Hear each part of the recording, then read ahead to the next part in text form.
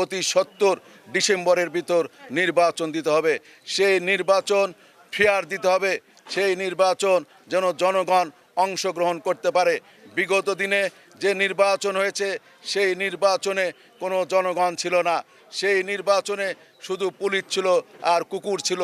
সেই নির্বাচন যাতে আগামী দিনে জনগণ দেখতে না পায়, এই অন্তর্বর্তীকালীন সরকার যাতে করতে না পায়। আমরা গাবতলী উপজেলা ছাত্রদল আজকে দোয়া মাহফিলের আয়োজন করেছি। আগামীকাল বৃক্ষরোপণ, এতিমখানায় দোয়া মাহফিল সহ শিশুদের মাঝে খাদ্য বিতরণ সহ জিয়াউর রহমানের জীবনীর উপর আলোচনা আমরা আয়োজন করেছি।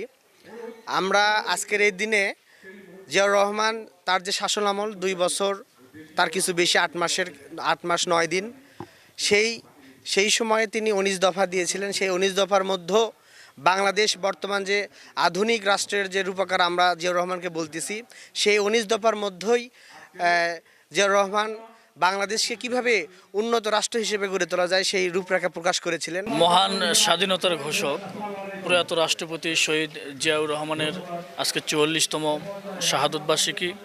এই শাহাদত বার্ষিকীতে আমরা তার আত্মার মাগফিরাত কামনা করছি, শ্রদ্ধাভরে স্মরণ করছি। মহান আল্লাহ পাক যেন তাকে জান্নাতুল ফিরদাউস দান করেন।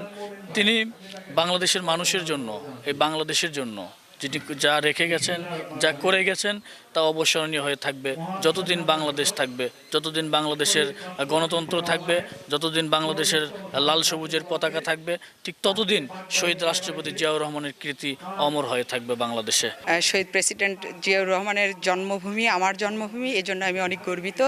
আজকে শহীদ প্রেসিডেন্ট জিয়াউর রহমানের শাহাদত বার্ষিকী উপলক্ষে আমরা অনেক কর্মসূচি হাতে নিয়েছি।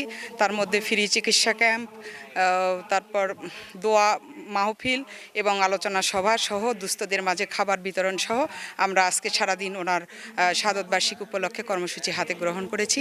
আজকে আপনারা জানেন শহীদ প্রেসিডেন্ট জিয়াউর রহমান বাংলাদেশে একটি উজ্জ্বল নক্ষত্র ছিলেন।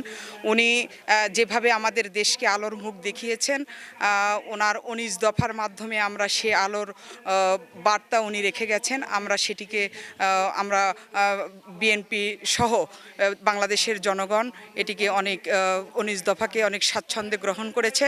ওরা সবাই আছে এখানে, এই তার রহমান আছে, আরাফাতও আছে, তারেকের মা খালেদা তাইও এখানে থাকছে। এসে 2 দিন 1 দিন করে থাকে তিজে গেছে বগুড়া বিড়ে, বগুড়া সার্কেস হাউসে থাকছে আবার নিজে অন্তর।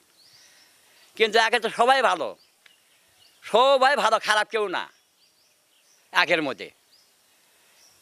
মধ্যে কোনো খারাপ কেউ কোনো তুলনা দিলে সে খাট পেল। তো আমরা খুব ভালো দেখছি অকরত, খুব ভালোভাবে দেখছি অকরত যে কীভাবে থাকছে না থাকছে, কি গ্রামও তাইলে এবারে 2-4 জন সাথে করে খাওয়া ছাড়া কোনটা করেনি ওরা।